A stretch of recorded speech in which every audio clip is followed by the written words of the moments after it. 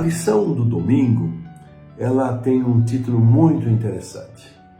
É uma pergunta: até quando, Senhor? Até quando, Senhor?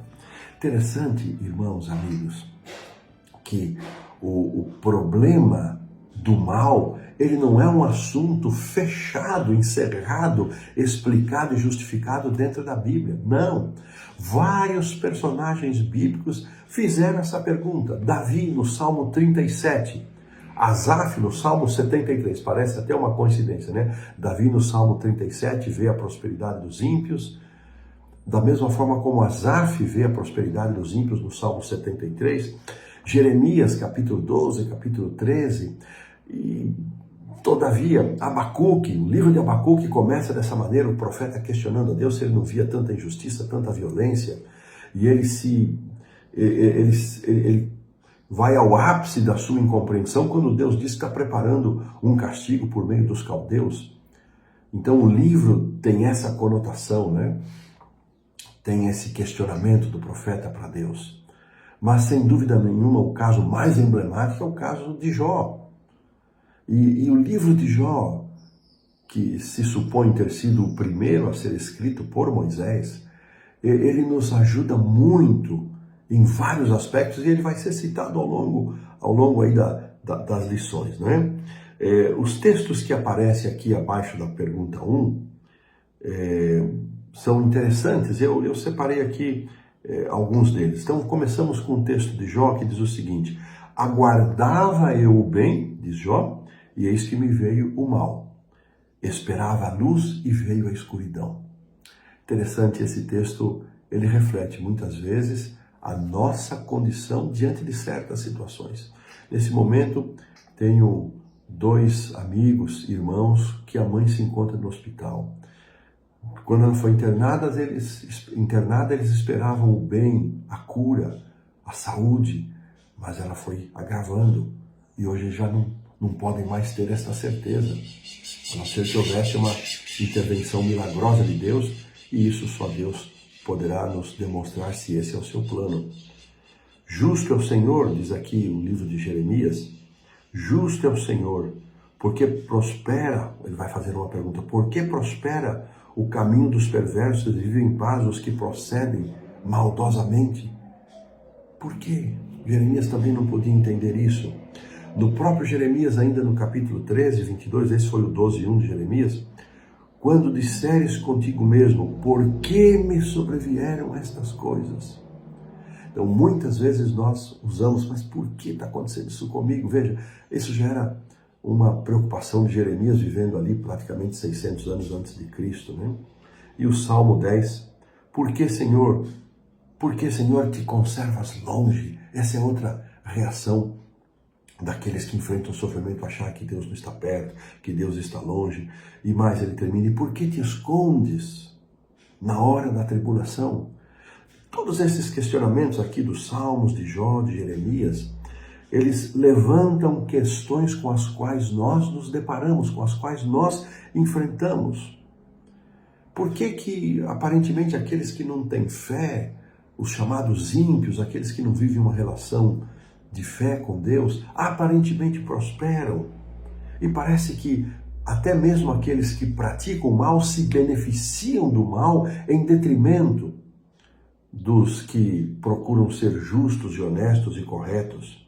E aqui vem a pergunta: por que sofrem os justos? Por que coisas boas acontecem? Por que coisas ruins, acontecem para coisas boas? Até o título de um livro, Harold Kushner, muito interessante, um rabino que escreveu um livro sobre as suas lutas diante do falecimento, da morte do seu filho, do seu primogênito, ainda com uma doença na adolescência, não chegou à juventude.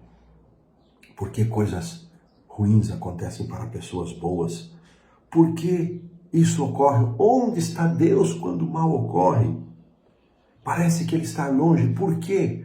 Essas perguntas que nós fazemos hoje, quando nos deparamos, quando enfrentamos ou nossa comunidade, ou nossa própria casa, ou nós mesmos, as desgraças, consequências do pecado, nós fazemos essas perguntas.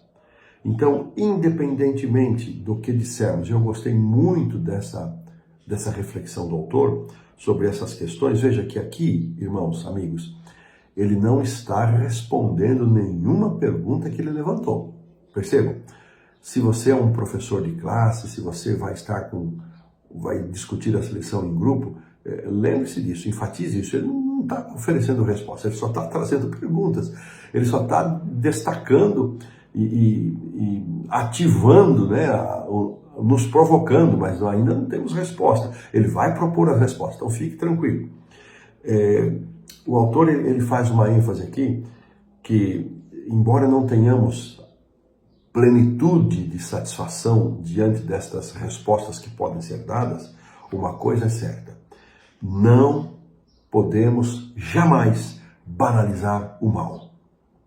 O mal existe, é coisa séria, o pecado existe, é coisa séria, traz consequências, então não devemos banalizar o mal. Ao tentar compreendermos, mais um conselho precioso, um guia para nós, ao tentarmos compreender o problema do mal, não podemos minimizar, diminuir o tipo ou a quantidade do mal existente no mundo.